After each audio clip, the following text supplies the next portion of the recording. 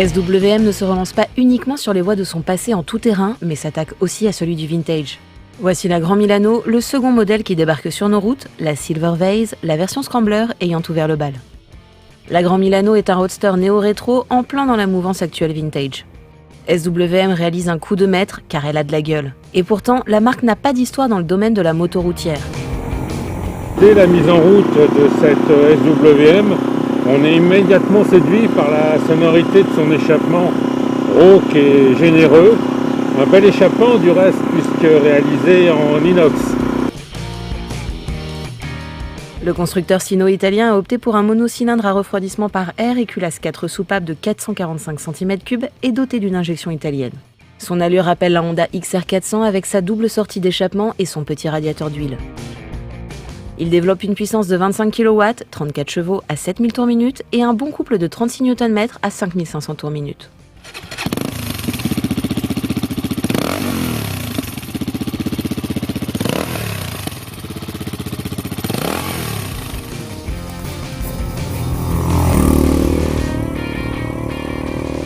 On est bien installé à bord, on a de la place, on peut se reculer sur la selle. Elle est à 810 mm du sol, pas besoin d'être trop grand pour avoir les deux pieds qui touchent parfaitement au sol.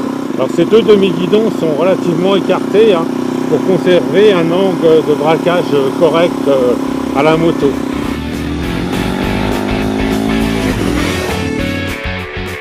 SWM a fait le choix pour ce modèle de proposer les deux selles à la demande du distributeur français.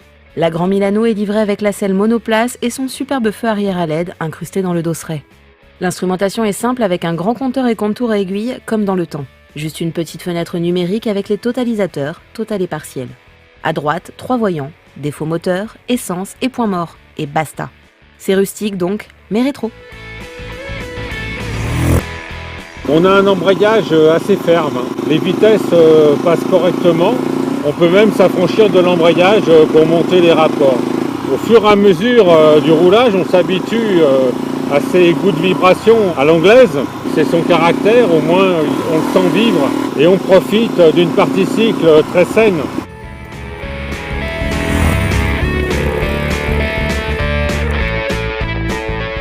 Alors l'exploitation de la moto, c'est entre 4 et 6 000, c'est pas mal. C'est vrai qu'en dessous, ça cogne. En vitesse de pointe, si on se couche un peu, on peut aller grappiller un peu de km/h et atteindre peut-être 140 sur l'autoroute. Le contour est en zone rouge à 10 000, mais le rupteur il est situé à 9 000. Le châssis tubulaire est très classique, un simple berceau dédoublé. Ce sont donc les équipements qui attirent l'œil, avec un train avant impressionnant. Fourche inversée de 43 mm Fast Ace réglable en tous sens. 2 amortisseurs réglables en hydraulique, également de marque Fast Ace.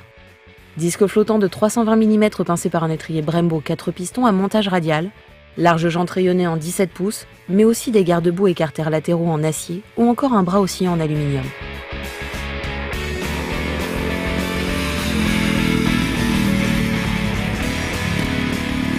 La SWM Grand Milano est chaussée en pneus à sculpture, alors ça perturbe un peu la précision en entrée de courbe, mais une fois installé, ça tient très bien par terre.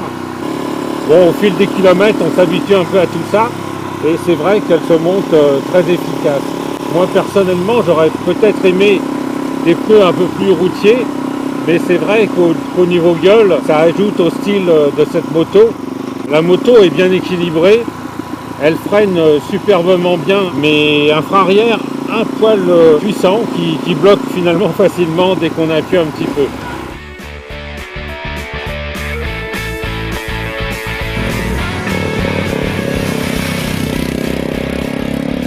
La bonne surprise vient des suspensions. C'est très très confortable, on ne s'attendait pas à ça, mais c'est généralement pas le cas non plus sur la plupart de ces machines de ce créneau-là, où c'est très rebondissant.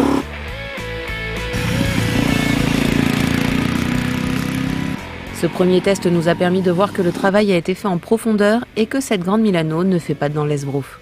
Le ramage vaut donc le plumage et le phénix qui renaît aujourd'hui a de quoi monter au zénith de la catégorie vintage en vogue actuellement. Voilà donc une Serial Winners Machine qui débarque. L'heure de match a-t-elle sonné ?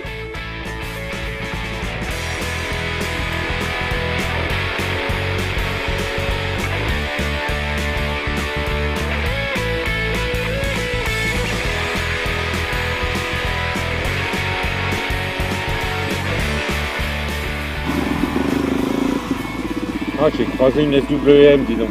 Je pensais pas qu'il y en avait tant déjà en France.